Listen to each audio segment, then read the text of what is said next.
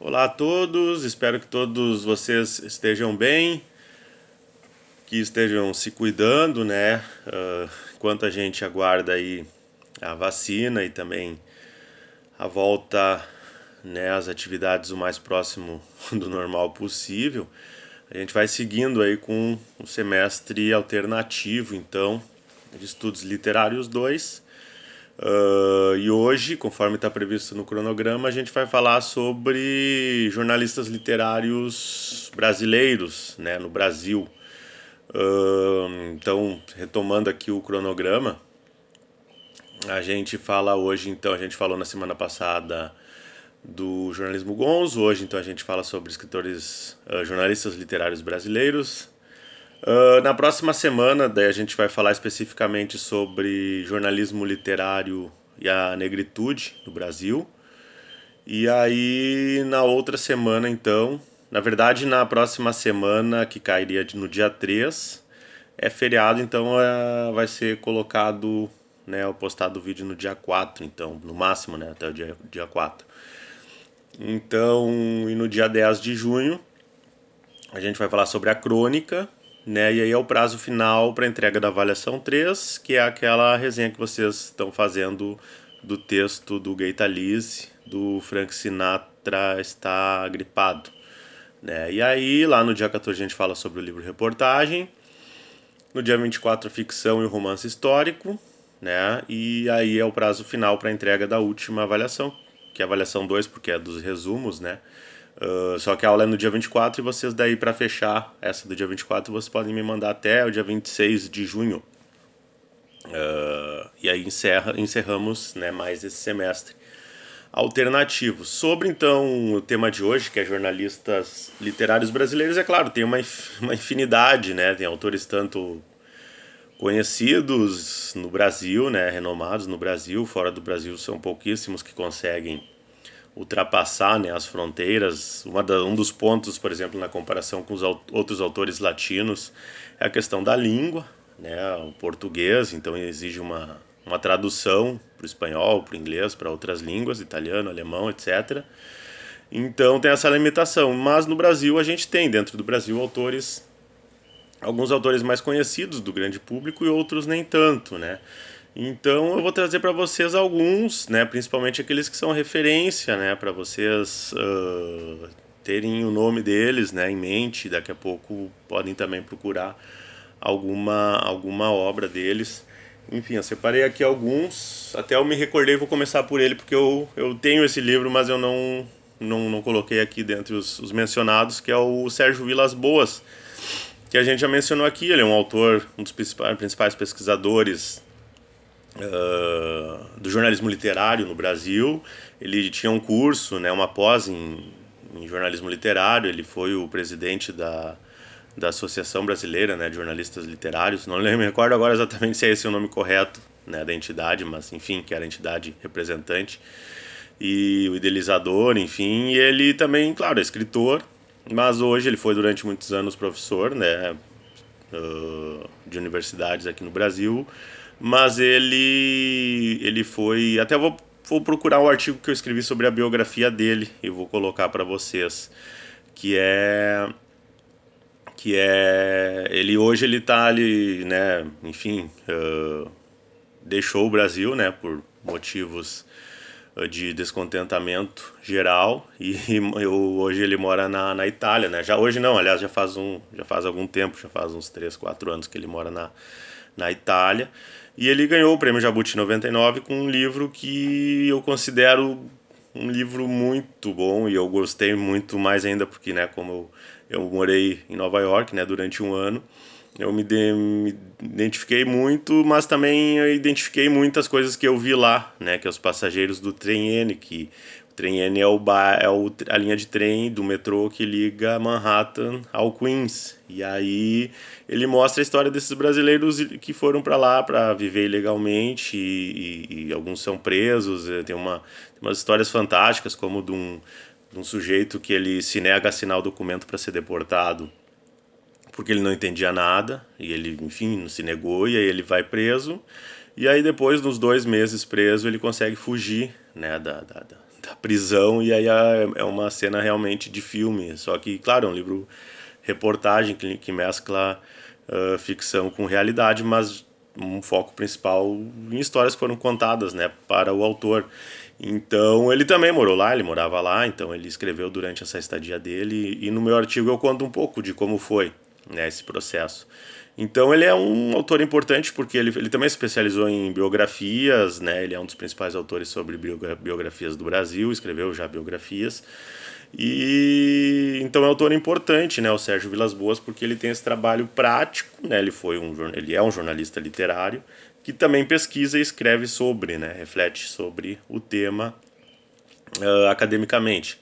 Então é um nome importante. Então agora a gente vai para os outros. Vou começar pelo. Teve outros, o Euclides da Cunha, obviamente, né?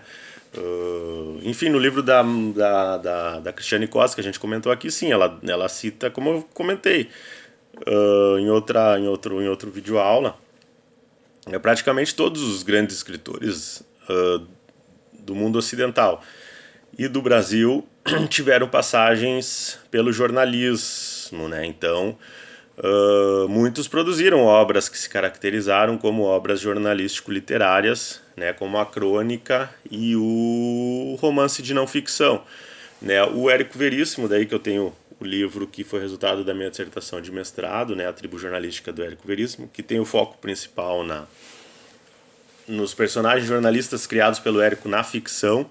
Mas no primeiro capítulo eu comento um pouco, claro, apresento um pouco a biografia do Érico, né? E aí eu tenho artigos produzidos sobre principalmente os livros de viagem dele, que são livros reportagens, podem ser, né, lidos como livros reportagens, e que são livros de não ficção, né? Que ele escreveu para né, duas estadas dele nos Estados Unidos, a primeira de 3 meses, que resultou no Gato Preto em Campo de Neve, e o segundo que foi a volta do Gato Preto, que foi quando ele morou lá durante 2 anos, né? O Luiz Fernando Veríssimo e a Clarissa eram pequenos, eram crianças, e a Clarissa acabou ficando nos Estados Unidos, né? E eu quase entrevistei ela mora em Washington, e ela até já comentou via e-mail que estava meio que esquecendo o português, mas na semana que daí eu passei por Washington, ela estava doente, não consegui falar com ela e o Luiz Fernando eu acabei entrevistando na época, né, que eu estava fazendo a minha pesquisa em Porto Alegre.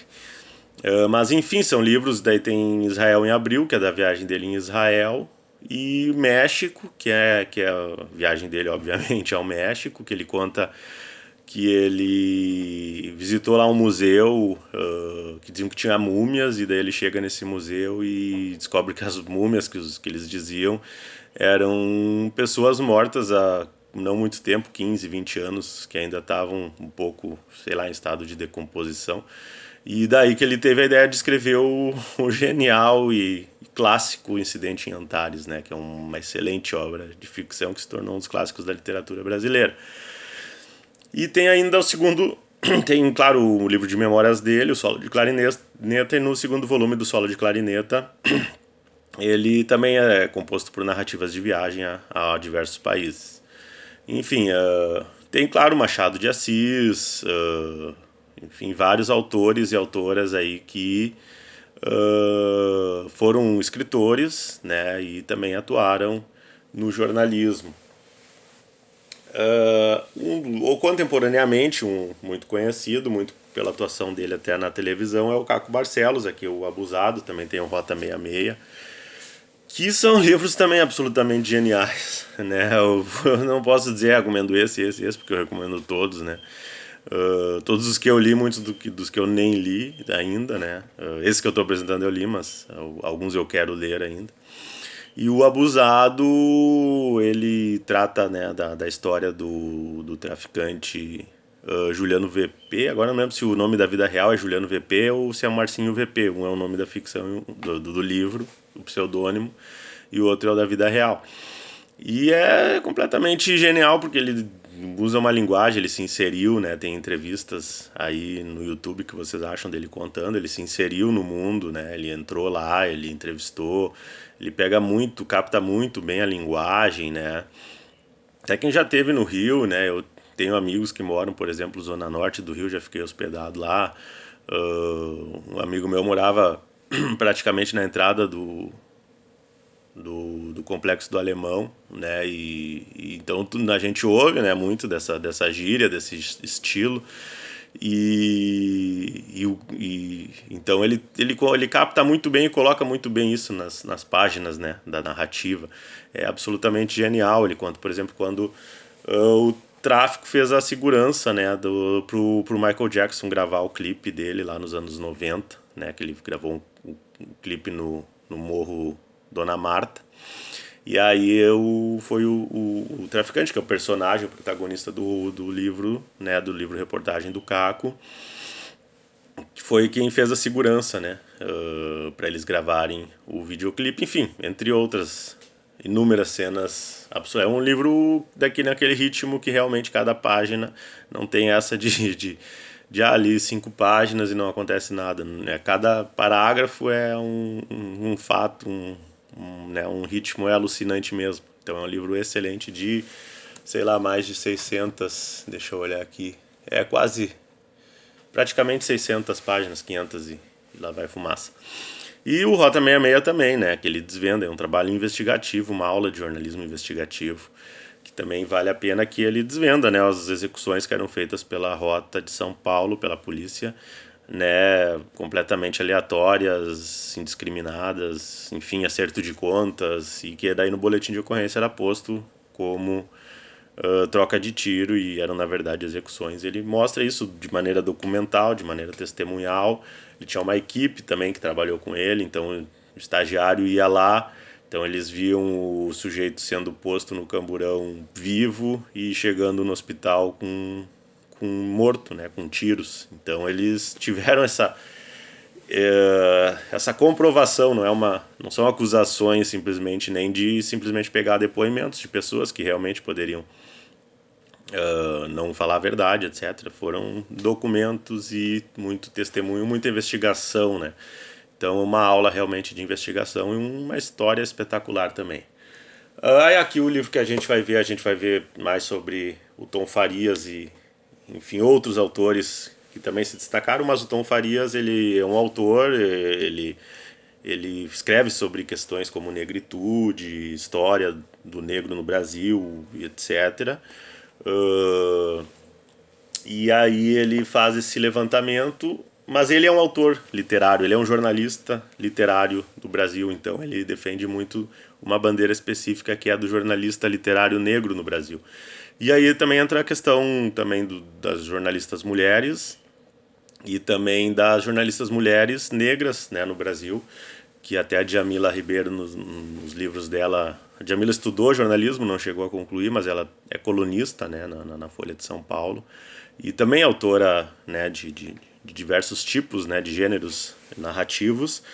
E um dos pontos é o próprio caso da Carolina de Jesus, né, O Quarto de Despejo, que é um clássico da literatura brasileira, e assim como eu digo que o Estação Carandiru, do Drauzio Varela, é um livro-reportagem feito de um ponto em que nenhum jornalista iria conseguir ocupar aquele lugar, porque ele era o médico do presídio, os presos simplesmente se abriam com ele completamente, de uma maneira que não se abririam com ninguém, e ele via coisas que nenhum jornalista jamais conseguiria ver, mas ele consegue escrever como um romance-reportagem, um romance de não ficção, né, nos termos do Truman Capote, de maneira genial, e o Quarto de Despejo também, né, a autora também, ela tá dentro da favela do Carandiru, e a vida dela, né, não tem como, por mais que um jornalista fosse lá entrevistasse ela, não conseguiria escrever o que ela escreve. Então é muito atual, principalmente, né, então é um livro também que eu indico muito para vocês, mas a gente vai falar mais até na próxima semana. Rui Castro é um biógrafo, mas também é um autor, e ele escreve sobre outro jornalista literário, que é o Nelson Rodrigues, né, nesse livro aqui, O Anjo Pornográfico. Ele também escreveu a biografia do Garrincha. E esse livro aqui é muito bom também, porque a vida do Nelson Rodrigues é uma loucura. Né, ele notoriamente era um sujeito boêmio, etc. Casou, não perdi as contas, não vou arriscar falar, mas várias vezes teve vários filhos, etc. E é engraçado porque daí tu imagina o Nelson Rodrigues como sendo um cara que tava todo dia no boteco até de madrugada, e daí tem determinado trecho ali que ele tá com, sei lá, seus 40 anos, e é descrito, né, que 9 da noite ele tava de pijama na cama, né, que a rotina dele naquele momento era aquela. E vai contra o imaginário popular, né, que se cria em torno da figura do Nelson Rodrigues. E a questão também, ele conta a história do irmão dele, o Mário Filho, que dá nome ao Maracanã, da atuação dos dois no jornalismo esportivo. Então, além de ser um livro-reportagem, ele fala sobre um outro jornalista literário fundamental da história da literatura brasileira, o Nelson Rodrigues. Assim como o Chateau Rei do Brasil, do Fernando Moraes. Esse livro aqui... esse realmente é fundamental, né, para jornalistas formados, né? Então, se vocês não conseguirem ler esse ao longo do curso, eu sugiro que em algum momento da vida vocês leiam o Chateau Rei do Brasil, que é uma narrativa absolutamente espetacular sobre a história do Chateau, que foi o grande magnata das comunicações, foi o cara que trouxe a TV para o Brasil. Tem muita história anedótica, né, que da época. Então ele tinha uma relação com o Getúlio pitoresca. Uma hora eles eram melhores amigos, brothers. Na outra o Chateau tinha que fugir para não ser preso pela polícia do Getúlio. E ele foi o dono fundador, né, dessas revistas literárias todas, a Realidade, jornais no Brasil, né? Ele tinha diversos jornais, ele começou com cadeias de rádio, começou com televisão, cadeias de televisão, TV Tupi. Ele foi o criador do MASP, né, o Museu de Arte de São Paulo, muito pela obsessão dele pela arte. Então ele fazia muita chantagem, ele dizia para os empresários da época, né, tu vai me doar 30 mil reais, e se o sujeito não doasse, ele sabia que ia ser massacrado pelos veículos do Chateau. Então a maioria acabava cedendo, e daí que ele fez, né, para comprar obras, né, ao redor do mundo. E aí ele acabou criando, né, o Museu de Arte de São Paulo, que tem aí até hoje, né, mas a maneira como foi feito é completamente cômica, né. Então é um livro também, assim como o Abusado, ele é um livro, um ritmo alucinante, um ritmo de cenas de ação a todo momento, várias engraçadas. Então é um livro que também, se vocês pegarem para ler, vocês não vão conseguir parar, né? Assim como eu já comentei até brevemente com vocês, Os Últimos Soldados da Guerra Fria. O Chateau Rei do Brasil, claro, é uma biografia escrita num formato de romance praticamente, e já Os Últimos Soldados da Guerra Fria é um romance ficção mesmo, né? É um romance ficção que ele, assim como o Truman Capote, ele parte, né, de uma notícia curta, ele ouve que haviam sido presos espiões cubanos nos Estados Unidos, que estavam infiltrados em grupos de extrema-direita. Ele vai lá e tem o filme, que eu não vou me recordar o nome, na Netflix, feito a partir do livro. Também é um livro super movimentado, assim, que é um livro menor, né? São umas 250, 300 páginas, mas é um ritmo alucinante. São histórias 370, 80 e poucas, mas vale muito a pena. Aí tem aqueles mais classicões que vocês vão ouvir muito em congressos também, né? O Joel Silveira, né? Tem a milésima segunda noite na Avenida Paulista. É uma coletânea de reportagens feitas pelo Joel Silveira, que é um jornalista que ficou marcado como um grande jornalista literário da época brasileiro, né? Então ele fez, por exemplo, reportagens. Aqui tem a feijoada que derrubou o governo, né? Por exemplo, da milésima segunda noite ele vai cobrir um casamento, que na verdade até, se não me engano, foi o Chateaubriand, que estava brabo com um magnata da época que ia fazer um casamento milionário, e aí ele manda o Joel Silveira, né, cobrir um casamento de um casal pobre, extremamente pobre, né? E aí eles fizeram uma grande, em vez de cobrir o casamento do sujeito que estava casando, né, com todo o luxo. Agora não vou arriscar dizer o nome da revista, do jornal, porque eu não lembro de memória, mas eles fazem uma cobertura grande, né, desse casal pobre, né, de São Paulo. Então são reportagens literárias. Aqui tem o Antônio Calado, que é outro autor conhecido no cenário brasileiro, do jornalismo literário, né, eles são dos anos 60, 70, 50, né, o Esqueleto na Lagoa Verde, que é o relato, né, dos anos 20, né, um coronel britânico que acabou desaparecendo, se eu não me engano, já tem algum tempo que eu li, e aí ele vai atrás, né, ele faz toda a investigação para descobrir o que aconteceu. E a Adriana Carranca é jornalista, ela segue atuando. Esse livro aqui também é muito bom. É o Afeganistão depois do Talibã, em que ela vai pro Afeganistão e faz essa reportagem mostrando o dilema, né, da questão até da intervenção americana, né, daquela perspectiva do ruim com eles, pior sem eles, né. Então ela conta até o livro está todo marcado. Ela conta, por exemplo, que ela vai assistir aquele esporte que até aparece numa das cenas do Rambo, que eu não vou lembrar o nome, que é uma espécie de futebol americano, mas que os atletas, entre aspas, ficam em cima dos cavalos e eles têm que levar de um lado para o outro a carcaça de uma cabra, de uma coisa assim. E ela vai assistir e lá na cultura, né, do afegã, a mulher, para estar em público, tem que estar com algum homem, né? Então tem que estar com o marido, ou com o irmão mais velho, ou com o pai, né? E aí ela tá com o tradutor, e aí eles têm que, para entrar, porque o Talibã tá ali, né? Fazendo toda a segurança, na verdade a vigia. Eles têm que se apresentar, e daí eles acabam se apresentando como marido e mulher, né? Então, e ela segue escrevendo, ela escreveu um livro infantil que até eu dei para minha filha, que é sobre a Malala, né, uma biografiazinha infantil, né, sobre a Malala. É uma autora também, né, uma autora jornalista que segue escrevendo e produziu já vários livros, reportagens, né, ela trabalhava pelo Estadão. E hoje eu não tenho certeza até em qual veículo que ela tá, mas se eu não me engano ela continua. Eu sei que ela teve um filho agora não faz muito, né? Mas é uma autora também importante. A Liane Brum, obviamente, eu também outra jornalista mulher literária, que também é uma aula simplesmente de jornalismo. Os livros dela, as reportagens que ela segue escrevendo, principalmente no Meu País.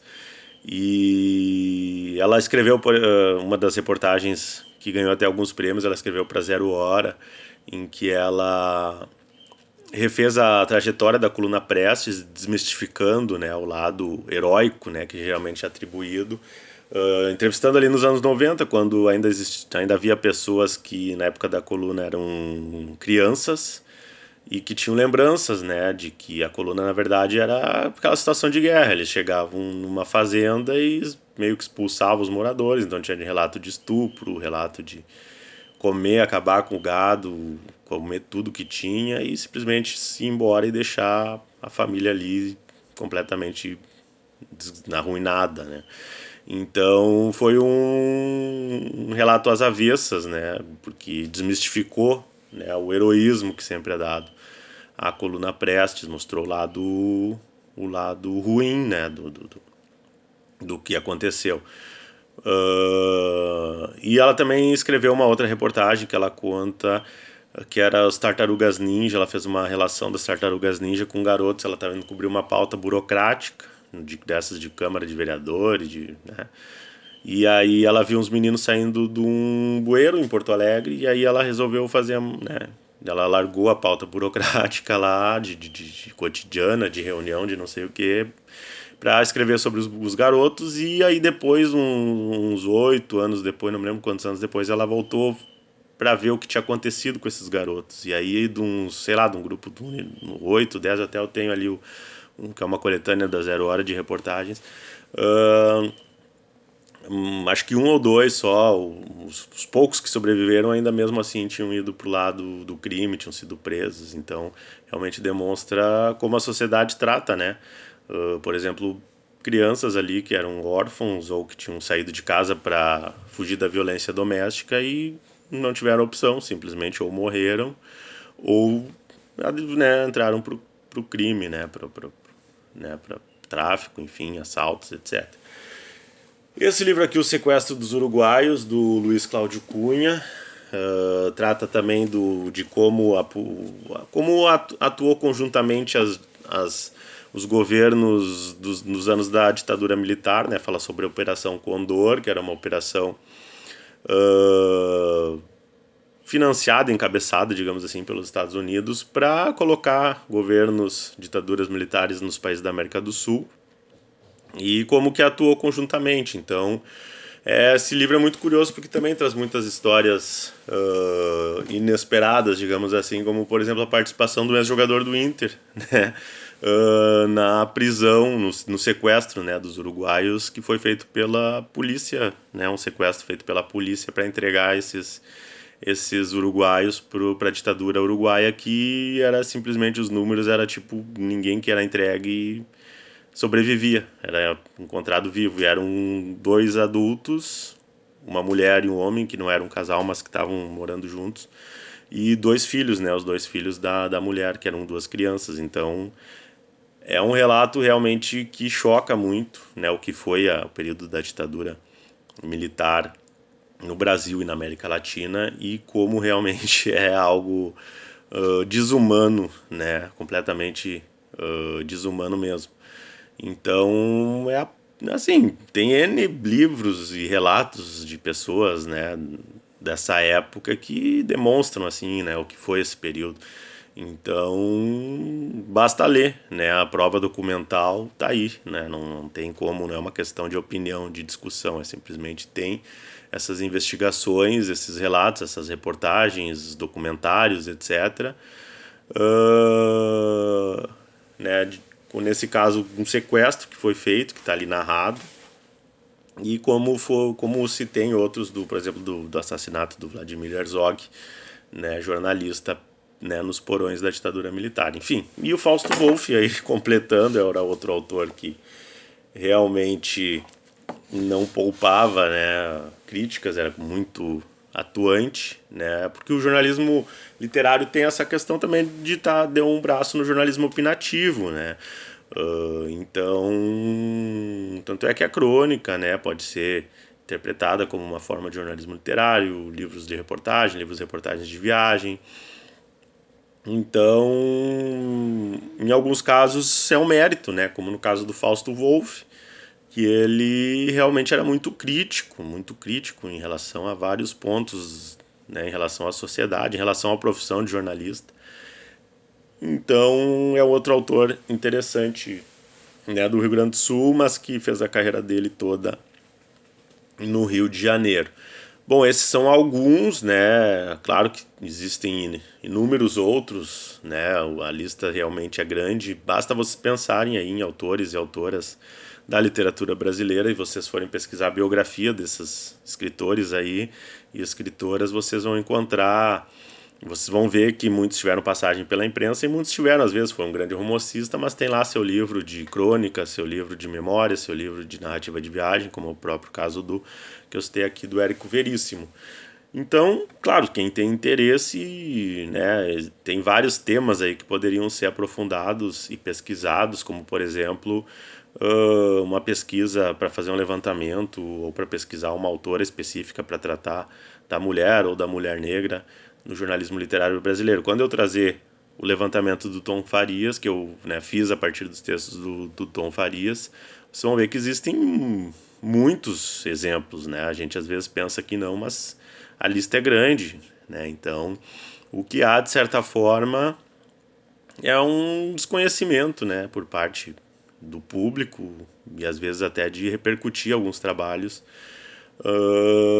que acabam, né, ficando ali em círculos bastante restritos, e muitas vezes alguns são conhecidos do grande público, mas por vias da televisão, né, do cinema, da adaptação para série, para novela. Tem a Ana Maria Gonçalves, que tem o livro Um Defeito de Cor, né, que é um livro, também dá para dizer, como a gente vai ver mais para frente, é um romance histórico, né, um romance histórico. E que vai, né, tá para ser adaptado pela Globo, né, como uma minissérie, se eu não estou enganado. E claro, aí Mas o livro em si, né, mesmo sendo para mim um dos grandes romances da literatura brasileira, da história, né, é um livro um pouco conhecido do grande público, né? Um Defeito de Cor é realmente um livro que também deveria ser lido, diria, por todos os brasileiros, né, para conhecer a sua própria história. Tá bom? Então a gente volta na semana que vem. Eu vou postar alguns materiais aqui relacionados ao que a gente conversou, né, como um material complementar. Um abraço, fiquem bem e até a próxima semana.